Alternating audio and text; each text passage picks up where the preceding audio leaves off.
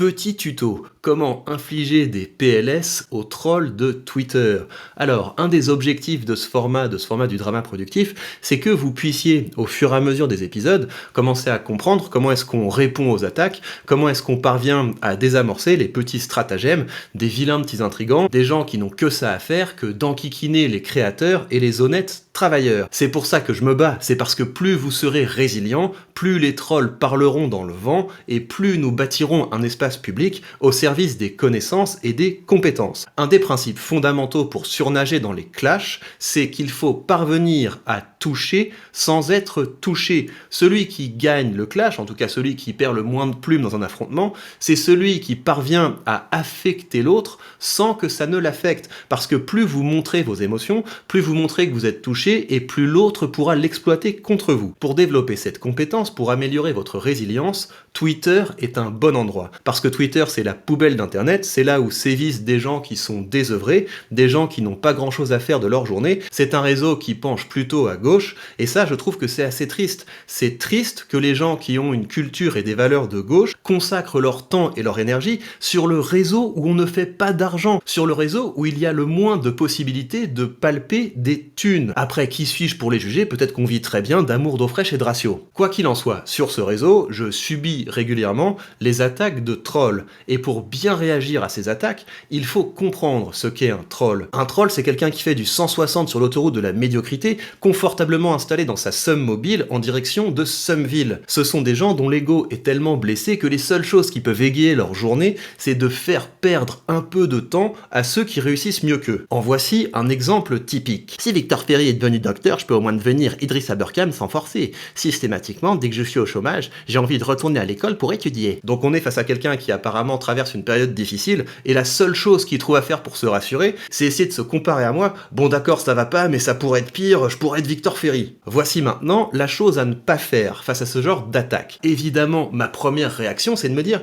mais pour qui se prend ce microbe? Mais si je répondais en ce sens, je montrerais par là même que sa stratégie a marché, parce qu'il m'a touché au point que j'éprouve le besoin de contrer, de me justifier. Donc retenez que si vous vous retrouvez dans cette situation, vous devez y entrer de la façon la plus désengagée possible. Et vous devez, dans toutes vos interactions, essayer de montrer, essayer de souligner que c'est lui qui a un problème, que c'est lui qui est affecté. Et parvenir progressivement à lui faire passer un mauvais moment en vous payant sa tête. Je lui ai donc répondu simplement « Tu es au chômage ?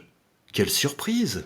Et ça a marché parce que sa réaction c'est d'essayer de regonfler son ego en essayant de se montrer comme supérieur à moi. Et ce faisant, il montre qu'il est affecté, il montre qu'il a été touché, d'autant plus qu'il devient grossier. T'es youtubeur, frère, ferme-la. Demain je fais 10 fois ton salaire si je veux. Mais il se trouve que je ne suis pas une tut-tut prête à tout faire pour du fric. Et donc là, nouveau piège. Ma première inclinaison ce serait de lui dire qu'un microbe comme lui gagne évidemment beaucoup moins que moi. Mais en faisant ça, je me ferais avoir. Je montrerais qu'il a touché un point sensible parce que je montrerai l'image de quelqu'un qui cherche à se justifier. J'ai donc continué à me situer en dehors de la conversation et à le traiter avec distance et avec mépris. Et comme les trolls ont effectivement un ego fragile, ça l'a énervé encore plus, ce qui m'a permis de continuer à me moquer de lui. Alors évidemment, ce que je vous montre là, c'est assez bas de plafond, c'est pas très intéressant, mais il se trouve qu'une grande partie de nos interactions se font en ligne, et qu'une grande partie de nos interactions sont effectivement pourries, parce qu'il y a des gens qui sont en train de rater leur vie, et qui ont donc besoin d'essayer d'entraîner un petit peu les autres avec eux. N'essayez donc pas d'argumenter avec les trolls, n'essayez pas de les traiter sur le même plan qu'un interlocuteur normal. Mais je vous conseille également de ne pas fuir la confrontation. Ne vous laissez pas avoir par ces discours du type « oui, mais leur répondre, c'est leur donner de l'importance ».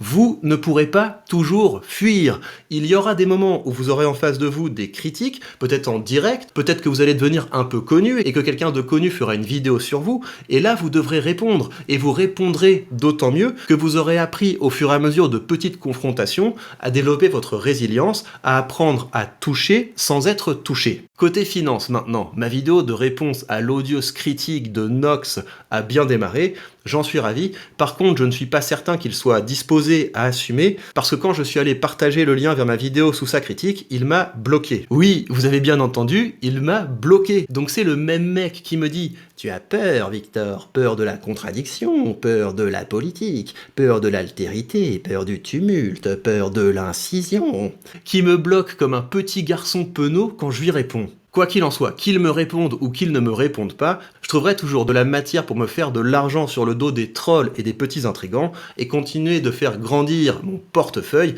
qui se comporte très bien. J'ai d'ailleurs reçu aujourd'hui un petit dividende de mon ETF qui rassemble les entreprises européennes à haut dividende. Alors, il est assez bas parce que c'est plutôt en juin que cet ETF va verser de gros dividendes, mais on en reparlera. En tout cas, si vous voulez vous aussi commencer à investir, commencer petit à petit à vous construire un revenu entièrement passif, de l'argent qui tombe simplement parce que vous possédez des actions, simplement parce que vous possédez des ETF, vous savez que vous avez sous cette vidéo le lien vers le courtier que j'utilise et en suivant ce lien, vous bénéficierez d'une action totalement gratuite dès que vous créditerez votre compte. Et comme je compte bien vous accompagner dans cette aventure de l'investissement, je vous demande régulièrement sur ma conversation Telegram de m'aider à choisir les entreprises que j'ajoute à mon portefeuille du drama productif. Et l'idée, c'est que ça vous exerce à formuler des jugements d'investissement. Et j'essaie également de vous montrer la diversité des secteurs qui sont possibles pour que vous vous prépariez à bâtir un portefeuille diversifié, car la diversification est une assurance contre l'ignorance. Cette fois, je vous demande de choisir entre le pari de la croissance, à savoir en investissant dans Nvidia, ou alors le pari de la sécurité en investissant dans Home Depot. Et Home Depot, c'est une entreprise américaine qui est gigantesque, c'est le plus gros fournisseur de matériel pour la rénovation des maisons. C'est un petit peu comme le roi Merlin, mais avec le gigantisme à l'américaine. Donc on a donc d'un côté Nvidia, qui est une entreprise qui croît régulièrement ses revenus, mais qui offre un rendement extrêmement faible, et de l'autre côté on a une entreprise qui est plus établie, mais qui a de belles perspectives de croissance, qui verse un dividende sérieux et qui l'augmente de façon très régulière et qui l'augmente fortement. Les deux entreprises ont par ailleurs des finances saines et pour tout ça, je vous conseille à chaque fois avant d'investir de faire des recherches, de vous familiariser avec les indicateurs comptables, par exemple sur un site comme Zone Bourse. En particulier, même si évidemment je ne donne pas de conseils d'investissement, je vous conseille de commencer par être attentif à 3 choses. La première, c'est de regarder si le chiffre d'affaires de l'entreprise croît de façon régulière et croît de façon importante. Comme ça, vous savez que vous êtes sur une entreprise qui va dans le bon sens. Je vous conseille également de regarder si l'entreprise n'est pas survalorisée.